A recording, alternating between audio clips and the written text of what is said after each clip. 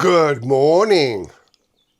Right, I've been putting off doing this because I'm not that confident in mucking about with electrics, but I've took these apart before and stripped them down, and I'm going to add my other 3 batteries that I have here to stack them up. I've built a little plinth. I'm going to stand the first battery on that, and then I'm going to stack them up one on top of the other and reconnect them all.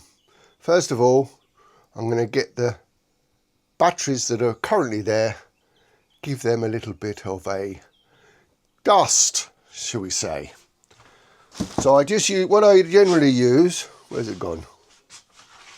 Oh, where did I put it? I'm going crazy. Wait a minute. Here it is. So what I generally use is one of these soft cloths, very, very soft. It's like a towel, but it's very, very soft. And then I go over here. So you can probably see from here that the batteries are pretty dusty. I just give them a little bit of a dust over. I shall dust where the wires are later. But just give it a little dust. And then, because I don't want any dirt getting into where all these are, I don't want any dirt getting into them. I have in the past used a hoover, but I'm always a bit worried about hoovers, if it's just a bit too harsh. Anyway, this is all coming out, and they're all going to be stacked on top of each other as opposed to as they currently are side by side. I also, between or on the bottom of this, I'm going to stick this like carpet sticky. It's for underneath furniture when you put furniture onto wood floors. So I'm going to put these in on the corners there and just sit it on top, and then I'm going to put it on the top as well. And then after that, on each of the batteries, I'm going to put one of these 4 of these sticky pads. Yeah. So I've got some square ones here as well, which I will use also. So let's get on with it, shall we? Also, I'm going to turn off the main power supply that's coming to the batteries. The little blue light there, that means it's charging. And once I turn that off, this one here,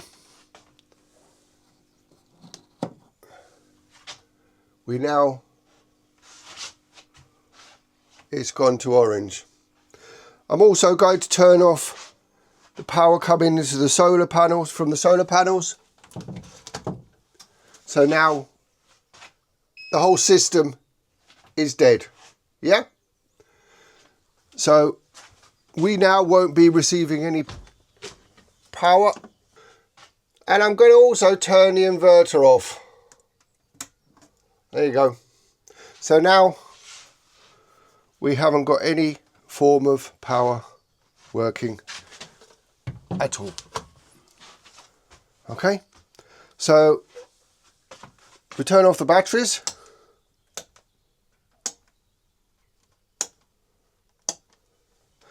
And now I'm going to get my camera to take a picture. Actually, yeah, to get my camera to take a picture. Start taking everything apart. So these all come apart. Oh, they come apart. Oh, there's a little button there. So there's a little button here, and if you press that, I'm doing it one-handed. It's not always a good idea, but I'm doing it with my right hand. I'm not going to be able to do it one-handed, so I shall put my camera down and get on with it. So that's this cable here.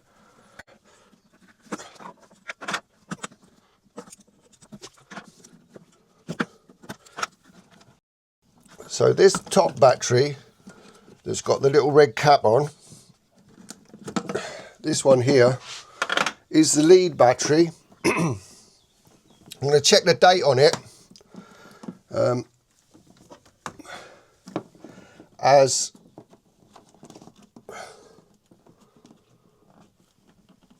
I think it's the newest one, and that's the one with the most recent firmware. So the other batteries that I bought the other day or the other week are 2018, two 2018s and one 2020. But the actual button configuration here is the same as these ones, so I suspect it's the same age. So that's that all off. And now you take off these little things. They all link into each other.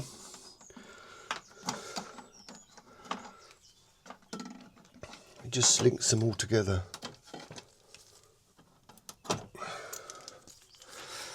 And then this one goes into the inverter. So that's that one out of the way. It can only go in one place. And now take off the earth wires, unscrew everything. So undo all the earth wires now.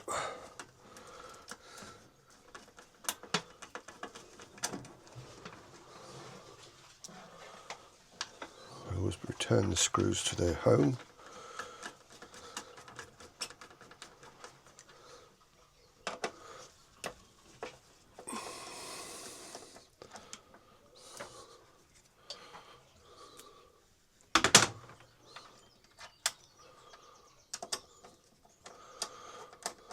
I will get, when James comes to fit these in the future, I will get him to shorten these earth wires, because they're too long really. But I think they're designed just in case you have. But I've never cut them. I've always left them as they are. I might need to cut a couple to do the new batteries, because I don't think they've got any earth wires. That's the only thing that's missing. They've got all the connecting leads, but they don't have.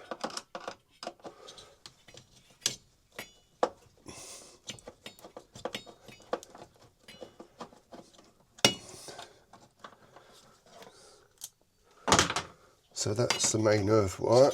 Put that there. Take that out. That's for the outside lights in the canopy. So let's put this up there so I don't lose it. I bought me little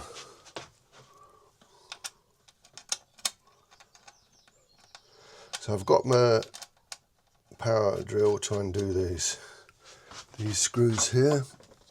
Oh, that one won't come up.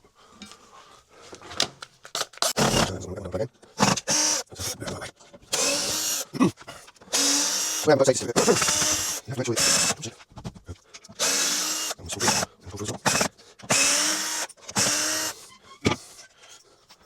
and same side. What's it? This one and you see like a little bit more fabric on that side here.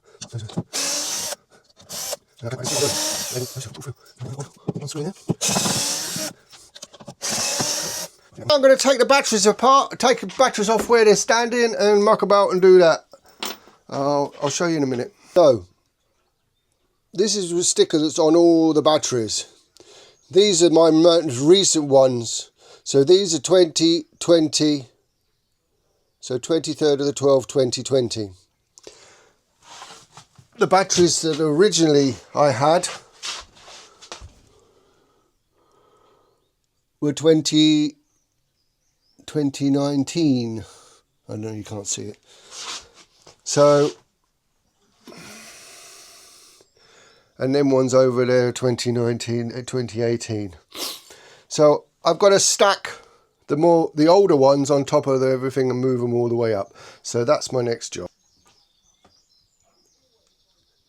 James, who is the installer guy, who is a friend of mine, who got these batteries, he said to do the oldest ones at the bottom and the youngest ones at the top, because that'll have the more advanced firmware. So that's my next job. After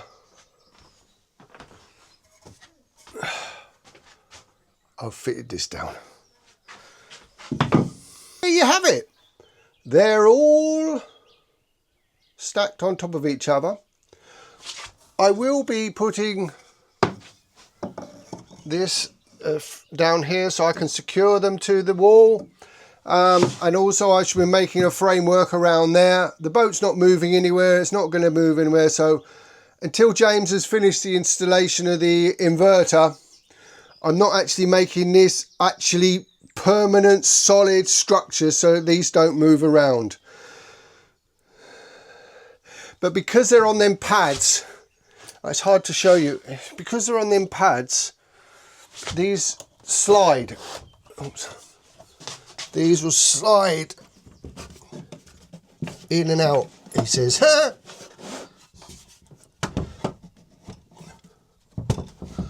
So they're not really,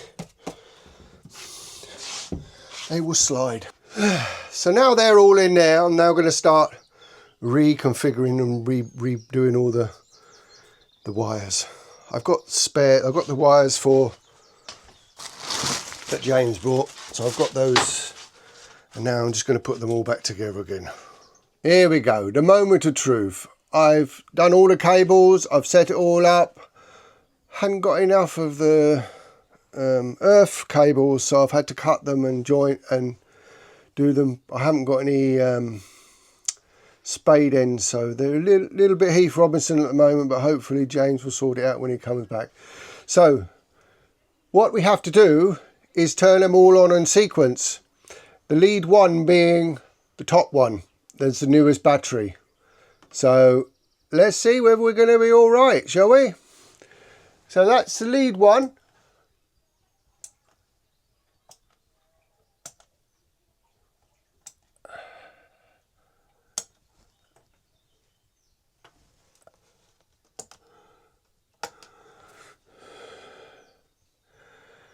So now they've all turned on. So obviously you can see these are my original batteries. And then there's 1, 2, 3. Now, hopefully, as we've got lots of sun today, they'll all balance out. If it comes a problem, then I will have to balance them manually. So I've turned on the solar. I'm going to turn on the inverter now, and we'll see whether everything springs into life. And then firstly, have I got lights? No, I haven't got lights. Okay. Why haven't I got lights? Low power.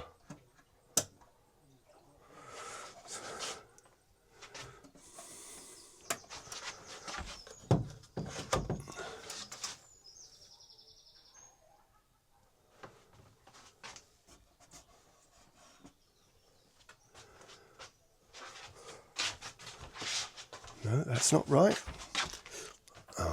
Oh, after a little bit of a arse twitching moment, I managed to sort it all out. We now have all the batteries working. We have power. And ultimately, it's still set up on the screen here for it's a low absorption rate, because we only had previously 5 batteries, so it's only absorbing at 1200 watts. But now we've got more batteries, and once we have the inverter bigger, we'll be able to have the absorption rate quicker, if you understand what I mean. So the batteries at the moment are 63%. It's now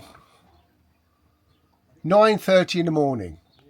So that's 63% of just shy of 20 kilowatts. So hopefully these batteries that are down here that have got 1, 2 and this one here 3, they're only flashing at 3. Hopefully by the end of the day, or certainly possibly by lunchtime, they'll be full up and balanced. If not, I might have to manually balance them. So it just goes to show you, I'm not completely stupid, but I did have a twitchy moment just then, and I'll tell you why the twitchy moment was. I went through everything, turned on the solar, turned on the inverter, and then I turned on the batteries. They all lit up like Christmas trees, and then nothing happened. I thought, oh no, one thing I forgot to turn on. Oh no, an idiot. I forgot to turn that on. That's what the arse twitchy moment was. But now I got lights. So anyway, I'm now going to start. So I frame this out. So hopefully once it's finished, there'll be a door across here, and this will block off here, and then up here will be storage, and then obviously here storage. So I've now got to frame out this. I framed it out rather. The door's going to go there. So I'm going to put this wood that I have here all the way across, and I've got my faithful beast of a chop saw, which I used yesterday. So this is my beast of a chop saw. So hopefully it won't take me too long to frame it. I don't have a tongue-tight screw bit or new ones. I've ordered some. I couldn't get some text bit TX10. Oh, better a tongue twister that is. So a TX10 text. Oh, forget it. Which I need to put the tongue-tight screws in. So yeah. So I've got to build that up. Then I can notify James and say, James, you can come and set up my new system. Anyway, if you can imagine, this is my original boat build. This is the process I used to have to go through on every single piece of wood that I installed on the floor, from the gunnels up to the roof and over the roof.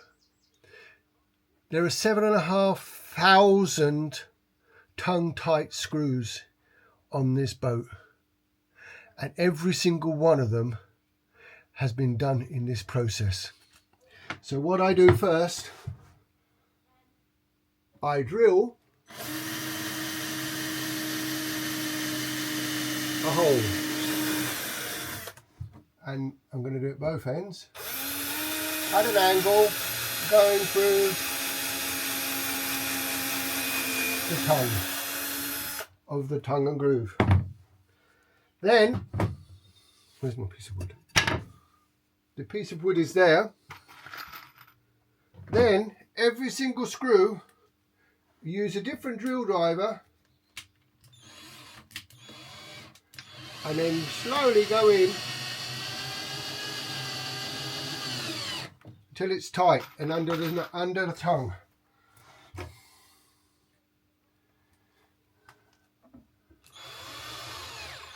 So the same process I will do for this. So there you go. A lot of screws. So I think I know what I'm doing when it comes to this. So another note, I went through packs of these. These are 3mm wood drills. The tongue-tight screws is 3.5mm. So the pilot hole was 3mm. The tongue-tight screws were 3.5mm. And I used thousands. And packs of these as well, because they break very easily. I got to crack on now. Get the rest of this cladding done inside so that James can come and do that inverter. Well, it's now 12 o'clock and we started off with 63% battery. We now have 78%. So these will float to a maximum by the end of the day, 100%. So those new batteries will balance out without me having to rebalance them. Anyway, I've also finished the cladding in here. So this is now ready for James to move. This inverter is about 3 times the size of that. So he needs to move it across to here. He said, so the air circulates around, and it's about twice as tall. It did arrive the other day. There it is. 49 kilos. And then all the box of bits there that we need to do it. Anyway, everything's working as it should. I've completed what I wanted to do today. I've got to get myself ready now and smartened up because a very good friend of mine, Mervyn, is taking us out for lunch for my birthday. Belated, because my birthday was last week. Hence the reason why I didn't do a video last week. I was busy. I couldn't get on and do everything. Anyway, that's the end of part 3 of Gary and Mon's boat bathroom refurb, along with the refurb and the upgrading of our solar system on our boat Something Blue. If you've enjoyed this video and found it mildly entertaining and you found anything interesting on it, please like and subscribe to our channel, Gary and Mon 5050. And if you'd like to leave a comment, I'm not very techie, so don't do too technical, but I'm happy to answer any questions that you wish to ask me. So that's the end of part 3. Thanks for watching. Until next time, goodbye!